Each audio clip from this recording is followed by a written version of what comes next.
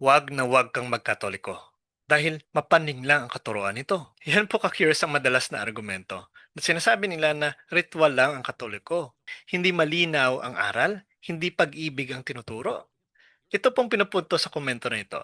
Mas sinasabi niya, ang holdapper ay isa yan sa mga taong nalinlang ng mga maling aral ng Katoliko, nang higit pa na pinapahalagan halos na ang ritual o seremonya kaysa sa sentro ng utos ng Diyos na walang iba kundi ang pag-ibig. Pag-ibig una sa Diyos at pangalawa ay pag-ibig sa kapwa kung paano iniibig ang sarili. Real talk lang po. Pero sandali lang po. Totoo ba ito? O isa lamang ito sa malalim na maling pagkaunawa na sinasabi po nila na mas pinapahalaga ng Katoliko ang ritual kaysa sa pag-ibig. Pero ang tanong pa natin dito, magkaaway ba ang ritual at pag-ibig? O dapat silang magkasama? Halimbawa na lamang po, kung mahal mo ang isang tao, wala ka bang ginagawa para ipakita yon? O sasabihin mo lang na mahal kita, tapos wala nang gawa? Hindi po. Ang tunay po ng pag-ibig may expression. At sa pananampalataya po, ang expression na iyon ay ritual, sakramento, at gawa. Na ito pong madalas nilang hindi sinasabi o hindi lubos na nauunawaan. In 1 Corinthians chapter 11 verse 24, sinasabi po dito, "Do this in remembrance of me." Ano po ang this na tinutukoy po dito? Hindi lang po simpleng pag-alala, ito po ay Eucharist, ang paghahati ng tinapay at alak bilang kanyang katawan at dugo. Balikan po natin ang original tagpo nito. In Luke chapter 22 verse 19, sinasabi po dito, "Do this in remembrance of me." Sa huling hapunan po kumuha si Jesus ng tinapay. Binasbasan niya, ibinigay, sinabi, "Ito ang aking katawan." Hindi po ito metaphor lang sa isip. Ito po ay isang ginawang aksyon. Ano pong malalim na punto dito?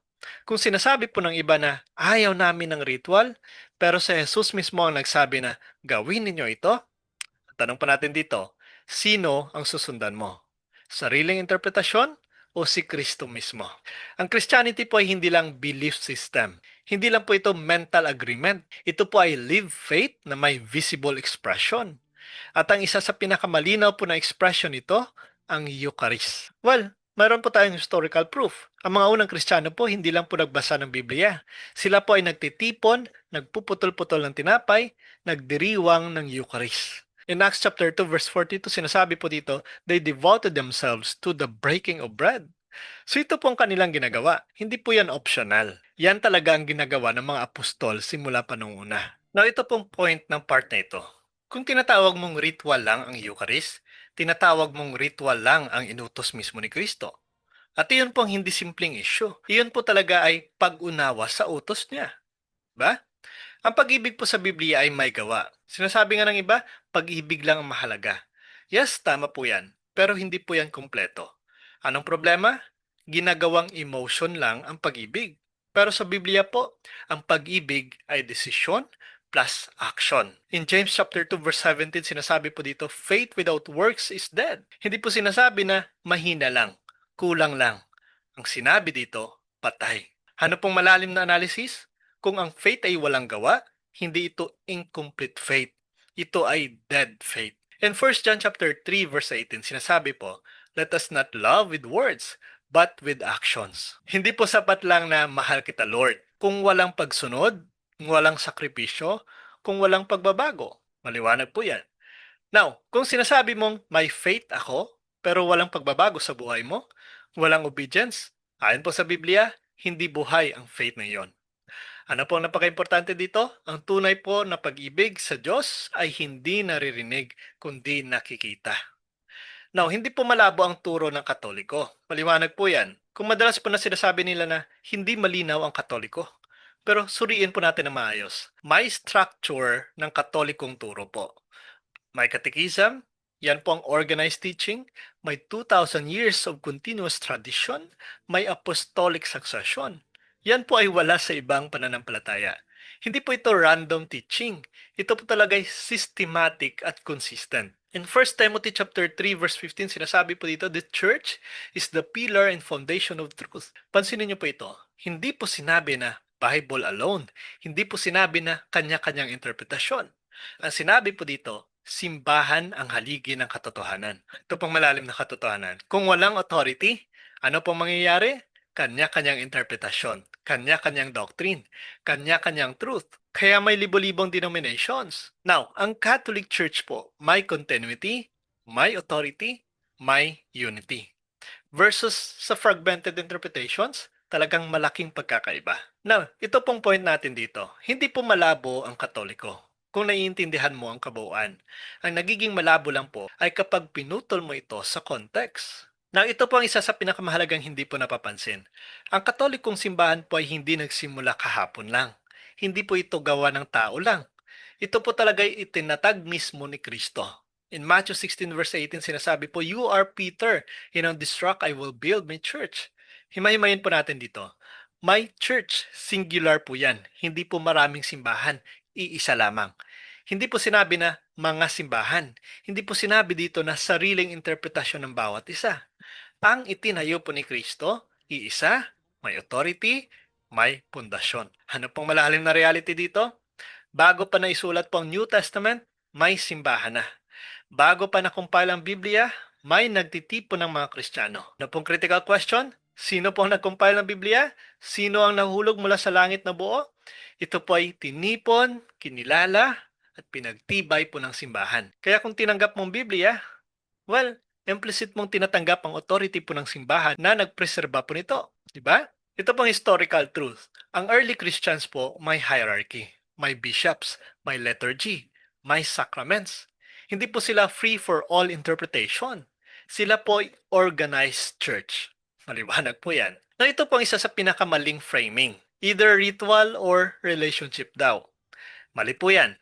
Dahil sa tunay po na pananampalataya, hindi sila magkalaban. Magkatuwang po sila. Ano pong analogy natin dito? Pwede bang may relasyon na walang communication? Hindi po. Pwede bang may pag-ibig na walang expression? Hindi po. Kung sinasabi mong mahal kita pero wala kang ginagawa, nako po, tunay ba yon? Hindi po. Ganon din po sa Diyos. Relationship without action is empty. Ritual without heart is dead. Pero kapag pinagsama mo, buhay po ang faith. In John 14 verse 15, sinasabi po dito, "If you love me, keep my commandments." Pansinin niyo po ito.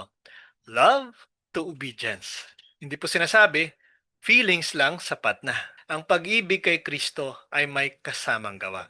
Maliwanag po yan. Now, sinasabi po nila, mga pari lang yan. Pero ito pong hindi nila naiintindihan. Ang pari po ay hindi source, instrumento yan.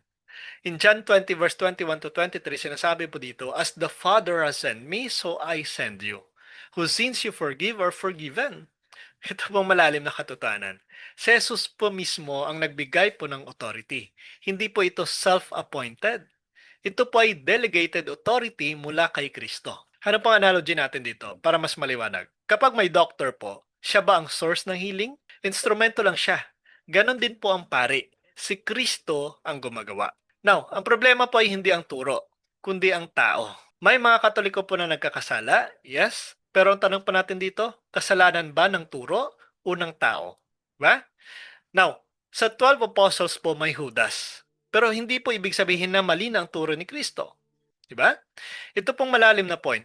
Ang failure ng tao, hindi po proof na mali ang katotohanan. Ito pa ay proof na kailangan pa natin ng Diyos. Now, ano pong tunay na pananampalataya? Marami pong nagre-reduce ng faith sa belief lang, sa salita lang.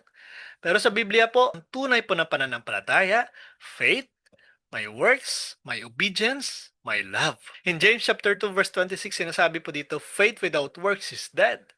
In Matthew 7 verse 21, sinasabi dito, not everyone who says, Lord, Lord, but the one who does the will of my Father. Hindi po sapat ang salita. Kailangan po pagsunod. So, mapanlin lang ba ang Katoliko? Hindi po. Ang problema ay hindi ang simbahan, kundi ang maling pag-unawa sa simbahan. Now, ang pananampalataya po hindi lang pinapakinggan. Ito po ay isinasabuhay araw-araw. Kung tatanggihan mo ang gawa, mamamatay ang faith. Kung tatanggihan mo ang simbahan, mawawala ang gabay.